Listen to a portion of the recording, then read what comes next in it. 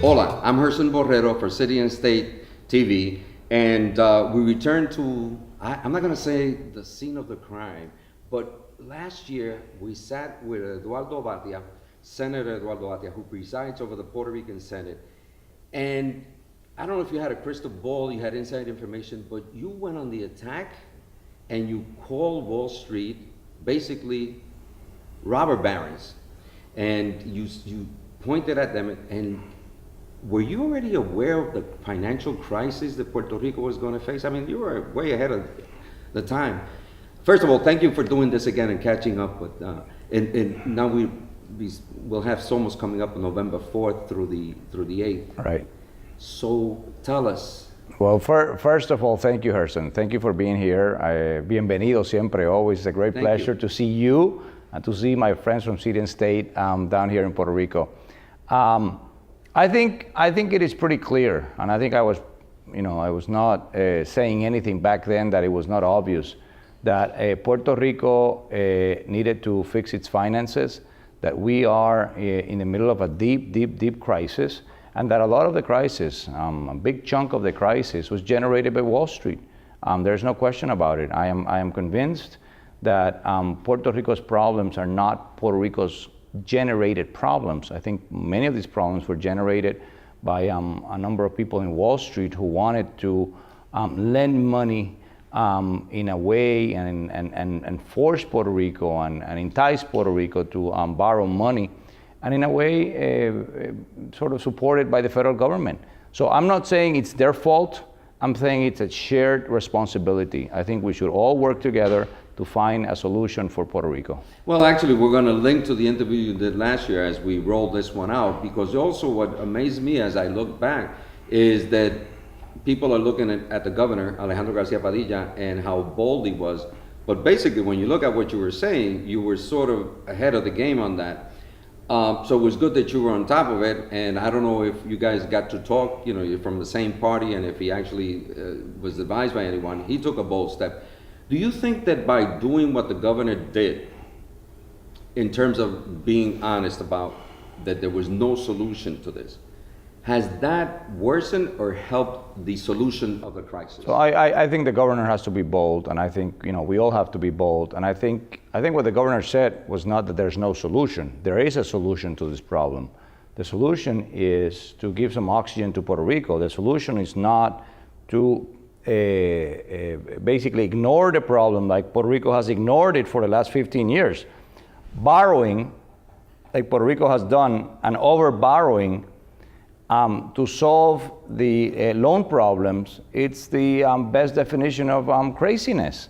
And I think a number of previous administrations were not realizing how, or perhaps they were realizing that they were just kicking the can, and kicking the can never, ever solves the problem. I think we have recognized there's a problem. We have done an X-ray of Puerto Rico. We have brought Ann Kruger, who is a renowned economist from the IMF, to basically do an analysis, and she has recognized, along as people from New York, Dick Ravitch was here, Paul Volcker has been involved, and the administration of Andrew Cuomo has offered technical assistance to basically make a good analysis of what the problem is. And the problem is very simple to identify, which is Puerto Rico overborrowed. Now, when you overborrow, the solution is not to try to pay all your loans immediately, because you will go deeper into the hole. Mm-hmm. You have to basically reprofile your debt. You have to sit down and make sure that you have a debt schedule that you can actually pay, but you will not, in the process, hurt your basic services on the island. And that's exactly what we're doing right now. There's two things that come to mind as I'm listening to you speak. One, as a member of the diaspora, as a Puerto Rican, and what we could do. And I asked you last year, and it seems like it sort of defined itself. The diaspora, based on the political strength that the Puerto Rican community does have, and you're aware of it because you lived as part of the diaspora. So Is that being, I know that Andrew Cuomo, we'll get to him in a minute in regards to Somos that you Right. always attended also. Right. The role of the diaspora, what significance does it take now that we have a major, chunks of Puerto Ricans, huge numbers, going to the state of Florida besides the ones that are in New York and Philadelphia and Chicago? How do you view this, Eduardo? Because you know exactly what's happening in the diaspora. Mira, let me be very, very clear. What really bothers me is that, Puerto Rico is not a foreign nation. Therefore, the IMF and the U.S. Treasury will not lend money to Puerto Rico. But Puerto Rico is not a state of the union. Therefore, it cannot use Chapter 9 of the U.S. Bankruptcy Code to try to have a resolution to the problem under certain guidelines. Therefore, Puerto Rico is kind of in a limbo. And I think the diaspora can actually take a look at it and say, look, it is absolute hogwash that the U.S. Treasury cannot help Puerto Rico. It can help Puerto Rico, but we need political pressure on that front. And second, I think Puerto Rico should be able to use Chapter 9 of the U.S. Bankruptcy Code. And I think people like Melissa Mark Viverito, like Congresswoman Nidia Velázquez, Congressman Serrano, Congressman Gutierrez, and the diaspora in general, they have recently met in Orlando, and I think it's a wonderful opportunity to try to, have a common agenda, and a common agenda to basically push certain entities in the United States to offer the kind of help that Puerto Rico wants. Puerto Rico does not want a bailout. Puerto Rico wants to pay its debt, and I think that's very important. But we need some oxygen to make sure that we get from here, from point A to point B, without actually choking our health system down here, our education system down here. We don't really want to be firing all our teachers or our nurses. We don't want that, but we need help so that we can make it in an orderly fashion. There seems to be, my word, lip service from the Obama administration, precisely from the president. There was a Congressional Hispanic Caucus Institute dinner last Thursday in which he actually mentioned the word Puerto Rico, just in passing as part of his speech. Is the president intentionally blind or deaf to this problem? Because he came here. He knows where Puerto Rico is. He knows the problems. He's worked with Puerto Ricans in Chicago, his political base. You know him and you're smiling. Is he deaf to all of this? I think, I will tell you, I worked for President Obama. I worked for his election. I like President Obama, but I'm a little disappointed that the administration has not done more for Puerto Rico. And I think I would like to see him not only excarcerate Oscar Lopez, but also get involved directly with the issue of Puerto Rico. He has 11 months, 12 months to go before the election, and I think he should really personally get involved in helping Puerto Rico. I think part of the communication that has to happen is to make sure that he gets involved. I'm convinced of that. You bring up the political end. The election is coming up, 2016 presidential election. Puerto Rico, for the most part, is, on the Democratic convention, it's going to have more representatives than anywhere else. It has influenced Puerto Ricans who are living stateside become Democrats, registered Democrats. You know the whole story. Is the Democratic Party, should there be a discussion about this at the convention and part of the platform that comes out of there? Oh, there's no question about it. I think both Hillary Clinton and Bernie Sanders and others, Governor O'Malley, they have all, except for Bernie Sanders, have been to Puerto Rico and they have talked about it. And I think it's very important that the issue of Puerto Rico be brought up to the highest level of the National Convention. I think this is no longer an issue just for Puerto Ricans or just about Puerto Rico. This is an issue that has to do with Latinos and Hispanics throughout the United States. And again, Latinos and Hispanics have to register to vote and have to make sure that they go out and vote on election day. And I'm sure after that political process gets into place, I'm sure policy issues, public policy issues like Puerto Rico would be placed on the forefront. And I think that's exactly what we need to do. Before I go to my exit question, education. Yes. We arrived here last night. I was watching the news. You once called that you saw the problems of education. It's over a year that you made a statement that got a lot of headlines. and you said something to the effect that the education system in Puerto Rico should be blown up and restructured. I saw there was something going on in the Senate. I won't get to the exact procedure, but you were having a hard time, like teachers being rowdy, disrespectful, but it's their right to do so. Yes. And you went through a process. Where is the education system in Puerto Rico? We have problems all over, but it seems like this has really gotten bad here on the island. It's really bad. We have the only education system in the United States that is a centralized system that runs 1,300 schools. Out of those 1,300 schools, there are about a couple of hundred schools that are really good, and the rest are in bad shape.